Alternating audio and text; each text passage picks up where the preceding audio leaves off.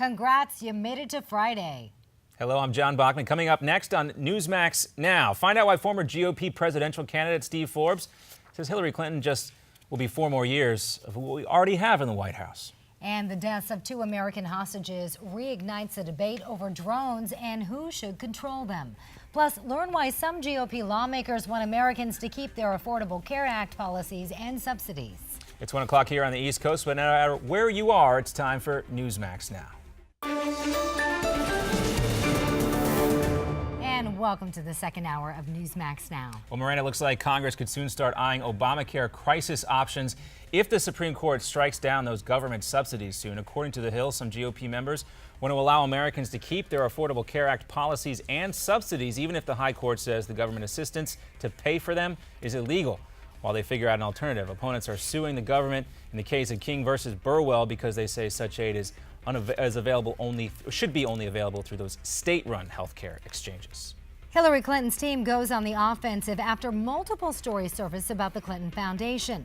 The New York Times says a Russian company donated millions to the foundation while negotiating a uranium deal pending State Department approval.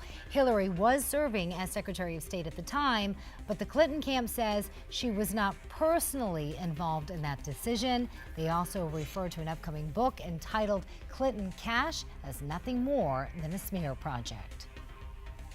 Former GOP presidential candidate Steve Forbes, talking to Newsmax TV, says Hillary in the White House would just be another 4 more years of Obama. I think she truly believes what the current incumbent President Obama believes. Very left-wing. I don't think she has those centrist tendencies of her husband. Forbes also took issue with Clinton, saying that strengthening the middle class requires toppling the 1%.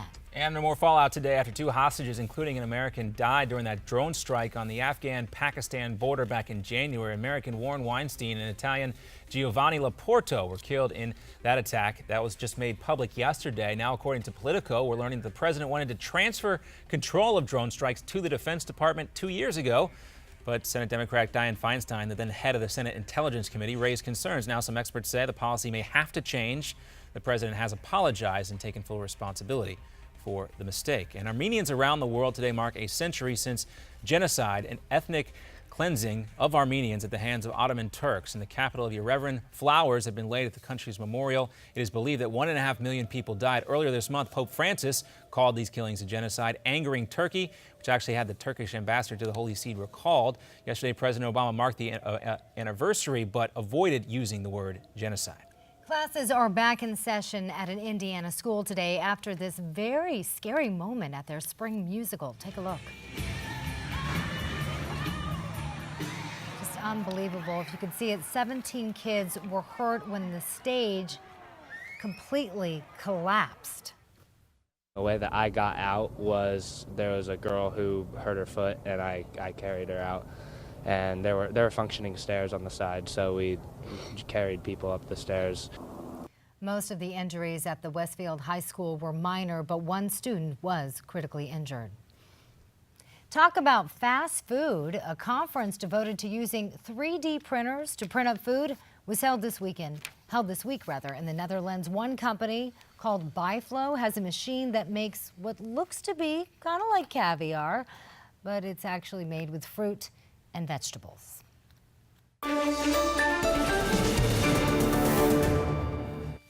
Well, How'd you like that food for thought, Ed? Not on camera yet, so I can't say anything. Oh, well, we'll get there. Appropriately, conveniently enough, not on camera. Let's go ahead and bring in Ed Berliner, who's joining us now. Ed, we're going to talk about your interview with Steve Forbes, but real quickly, changes for you as well next week. Midpoint is going to be moving to 4 p.m. And tell us about your new project you're working on. It's called The Hard Line. It'll be something very different at night because what we're going to focus on are, again, we draw a very hard line when it comes down to interviews. I will not allow anybody to snow me. I will not allow anybody to get past me with any of their rhetoric. It is a show where, quite frankly, it's going to be a hard time for a lot of the guests to get past the line that I will draw in the sand. Yeah. Hence hard line. Hence hard line. I mean, it's simply that put, and that's going to be at 9 o'clock Eastern Time. Every night, Monday through Friday, and then midpoint will be at 4 o'clock Eastern Time, Monday through Friday. You'll be a very busy man. Thank goodness. Yes, it's good stuff. Right? Yeah. A good group of folks working with you behind the scenes, too, that will help you put that on. Let's also talk about your interview recently you had with Steve Forbes, former GOP presidential candidate, and his take on Hillary Clinton. Let's listen. I think she truly believes what the current incumbent President Obama believes, very left-wing. I don't think she has those centrist tendencies of her husband. Well, it doesn't appear that way, but something else from your Forbes interview that I was interested to hear was him saying that we don't have anybody really talking about tax policy in this presidential election quite yet, and you would think, of course not. This is the silly season. This is when you talk about things like gay marriage and things that won't really change a lot of folks' minds when they go into the ballot box in November of 2016. Well, he wants to talk about that. I mean, that's what Steve Forbes is famous for. Right, his flat tax and plan. I even ask him many times over and over again. It's what I've asked people like Ted Cruz, I ask Steve Forbes, I ask a lot of our guests is, why are we not talking about the issues right now? You just said it. Right. It's the silly season, just get through all of this, and everybody is going after Hillary Clinton right now. It is the thing to do because they all believe we've got 18 months to go. Lots of time. Let's just go ahead and set it up. Get the donors happy at this point. Get that money. Get those multi-billion dollars in there. Get the Koch brothers to decide whom they're going to give a lot of money to. Then we can go after the issues. But Forbes, I love him because Steve is never afraid to take on the issues and know he is not running for president a third time. All right, Although I gave him the opportunity. Yeah, I'm sure you I gave him gave him the chance. I said, if you Right want there? to, go ahead. But I think he said, no, he's just an agitator now. I said, good, you and me then. We're on the same page. Rabble-rouser. I Exactly. get your opinion. Do you think this will hurt or help Hillary? All this talk about her, from the van to the parking there to having the burrito to the Clinton Foundation to everything. Well, the whole van and the burrito stuff, that's just useless. That's candy is what that is right now. It's pablum for the masses. They have to find something that will stick. They have to find something that really is against the law, something that shows, and they've got to have it on paper. Right. I mean, the new book by Schweitzer is going to bring up a lot of new items, but do you have it? Where's that smoking gun? Unless you have it, then you really can't go after her because the Clintons themselves are so beautifully politically arrogant that they believe that they can get away with anything, much like every other politician. Look, let's not just say that it's the Clintons. Right. There are other people who believe that they can get away with absolutely anything, but they've been doing this for years. And they also know what the polls say right now. No matter what you say about Mrs. Clinton, people will still vote for her, and she still is getting the donor money. There is some, although be it somewhat slight, evidence, though, that the polls are starting to move against her. This is certainly, when you have everybody talking about it. Still have a long time. That's so true, Miranda. We do have a very long time, but there is some movement now in the polls that could be devastating to her. And, you know, reading some opinion pieces, folks saying everybody went all in for Hillary Clinton, and that may have been a huge mistake. There is a perception of impropriety right now that she certainly has to answer. She refuses to go and do an interview, a real sit-down interview where she opens up. She's going to have to do that sooner or later, wouldn't you think? But will the perception stop anybody from voting for her? The perception at this point has done nothing to her popularity. A point here, a point there. The people who are still heavily in her camp say they will vote for her.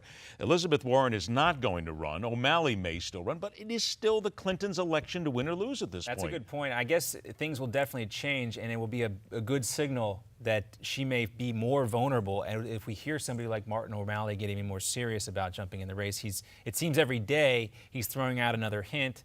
We know they're starting PACs. When somebody really jumps in the race, when she has a legitimate challenger, then maybe we'll know that there's more to all of this. And he's only throwing out hints, as they all are, because he wants to see who comes in and decides to give him money. Let's be very honest here. Right. He says, maybe I'll run. Let's see what the donors are saying. Let's see whoever wants to get behind him, whether it's Soros or anybody else, who's willing to back him.